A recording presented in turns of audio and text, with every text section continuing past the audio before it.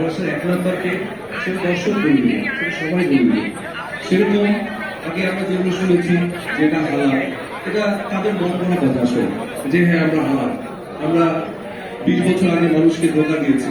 কিন্তু বিএসটিআই কিন্তু কখনোই সার্টিফিকেট দেয় নাই। বিএসটিআই প্রথমবার মতো রিমাল খানকে সার্টিফিকেট দিয়েছে যে পরিশুদ্ধতা যাচাই করতে কিন্তু রিমাল খান অনেক বছর ধরে কাজ করে গেছে।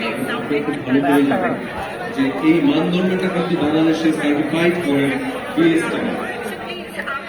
বিএসটিআই এই সার্টিফিকেট দেয় এবং তাদের কাছে এই পরীক্ষা কিন্তু সহজ নয়। এবং তারা কিন্তু অনেক বড় টিম নিয়ে বিভিন্ন ফ্যাক্টরি তারা ভিজিট করেন এবং আপনারা দেখেন যে রমজান মাস থেকে আগে থেকে অনেক ভেজাল পণ্য তারা করছেন।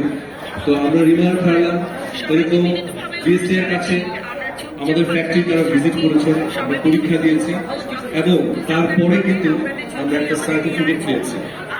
যেই সার্টিফিকেটটা প্রত্যেকটা কোম্পানির জন্য একটা স্বপ্ন যে আমাদের কবে এরকম সার্টিফিকেট আসবে, আর সেটাই হচ্ছে ভালো সার্টিফিকেট। ভালো সার্টিফিকেট পাওয়া কিন্তু আপনি ইজি না আসলে, এবং বিএসটিআই আমাদেরকে সেই সার্টিফিকেটটা দিয়েছেন। এই জন্য অনেক ধন্যবাদ জানাচ্ছি, কৃতজ্ঞতা জানাচ্ছি। এই ভালো সার্টিফিকেট পেতে কিন্তু আমরা নর্মাল যে ধরনের প্রোডাক্ট তৈরি করি ফ্যাক্টরিতে মেশিনারিজ, এগুলো কিন্তু সেরকম না। এই ফ্যাক্টরিতে কিন্তু আলাদা করে সবকিছু তৈরি করা হয়, সেটার মাধ্যমেই কিন্তু তাদের বিশেষজ্ঞ টিম দিয়ে তারপর বাংলাদেশে আমরাই প্রথম বাংলাদেশে যে সার্টিফাইড। এখন অনেকে কোশ্চেন করেছে যে বাংলাদেশে আপনারা কেন প্রথম, আরো তো কেউ ছিল, আমি কোনো কোম্পানির নাম বলবো না, আরো কেউ ছিল, কিন্তু আমি যদি নিজে নিজে বলি যে আমি বাংলাদেশের 1 নাম্বার, সেটা কি সত্যি বলা হবে? বাংলাদেশের 1 নাম্বারকে সে দর্শক বলবে, সেটা সবাই বলবে। সেরকম আগে আমরা যেগুলো শুনেছি যে এটা হালাল, এটা তাদের মন করা কথা আসলে, যে হ্যাঁ আমরা হালাল, আমরা 20 বছর আগে মানুষকে ধোকা দিয়েছি। কিন্তু বিএসটিআই কিন্তু কখনোই সার্টিফিকেট দেয় নাই। বিএসটিআই প্রথমবার মতো রিমাল খানকে সার্টিফিকেট দিয়েছে যে হ্যাঁ আপনারা হালাল।